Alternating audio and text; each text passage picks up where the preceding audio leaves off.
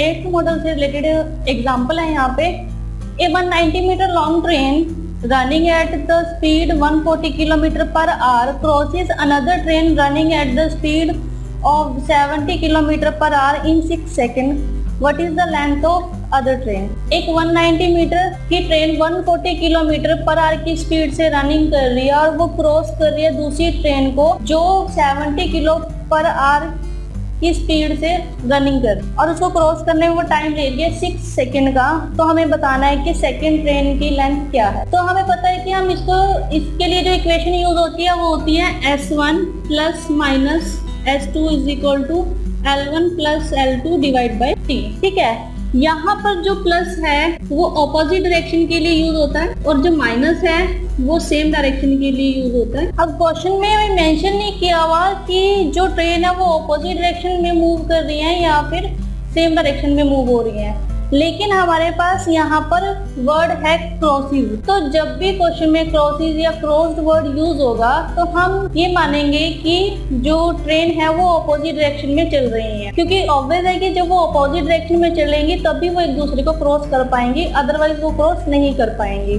ठीक है, तो जब क्रॉस वर्ड या क्रॉस वर्ड होगा तो हम अपोजिट डायरेक्शन में लेंगे क्वेश्चन को। ठीक है, और जब सेम डायरेक्शन में होगा तो उसके लिए वर्ड है ओवरटेक या फिर पास। तो ओवरटेक या पास होगा जब क्वेश्चन में तो हम मानेंगे कि जो ट्रेन है वो सेम डायरेक्शन में मूव कर रही है। तो ये क्लियर है कि यहाँ पे जो ट्रेन है वो क्रॉस कर रही है एक दूसरे को, यानी कि अपोजिट डायरेक्शन में है।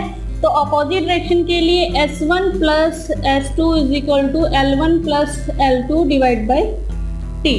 अब हमारे पास S1 है फर्स्ट ट्रेन की स्पीड, क्वेश्चन में दी हुई है 140 kilometre per hour. Second train की स्पीड है 70 किलोमीटर पर आवर, ये भी क्वेश्चन में दी हुई है। L1 है हमारे पास 190 मीटर और L2 हमने फाइंड आउट करना है, टाइम दिया हुआ हमें 6 सेकेंड। तो हमारे पास 4 वेरिएबल यहाँ पर दिए हुए हैं, हमें 5th वेरिएबल यानी कि L2 यहाँ पर फाइंड आउट करना है। तो अगर हम इसमें वैल्यू सब्स्टिट्यूट करें तो S1 है 140 kilometre per our plus S2 है यहाँ पे 70, अभी किलोमीटर पर आवर में है, इज इक्वल टू L1 है हमारे पास 190 प्लस L2 हमने फाइंड आउट करना है और T है हमारे पास 6 सेकेंड और ये मीटर में है। ठीक है, तो अब हमारे पास एक साइड किलोमीटर पर आवर में है और दूसरी मीटर पर सेकेंड में है, तो हमें इसे कन्वर्ट करना पड़ेगा। किलोमीटर पर आवर को मीटर पर सेकेंड में कन्वर्ट कर लेते हैं। सिंपली 210 आया, 140 प्लस 70 210, इसको मीटर पर सेकंड में कन्वर्ट करें तो इसको 5/18 से मल्टीप्लाई करना पड़ेगा। ठीक है, is equal to 190 plus L2 divide by 6। अब ये भी मीटर पर सेकंड में है और ये भी मीटर पर सेकंड में है। तो अगर हम इसको सिंप्लीफाई करें तो ये 3 के टेबल पे 6 टाइम और ये 3 के टेबल पे 70 टाइम, इस 6 से 6 कैंसिल, देन ये आया 350 is equal to 190 plus L2। अब L2 आएगा यहाँ से 350 माइनस 190, तो L2 आया 160 मीटर, यानी कि जो सेकेंड ट्रेन की लेंथ है वो है 160 मीटर। तो इस तरह से आप इन क्वेश्चन को सॉल्व कर सकते हैं।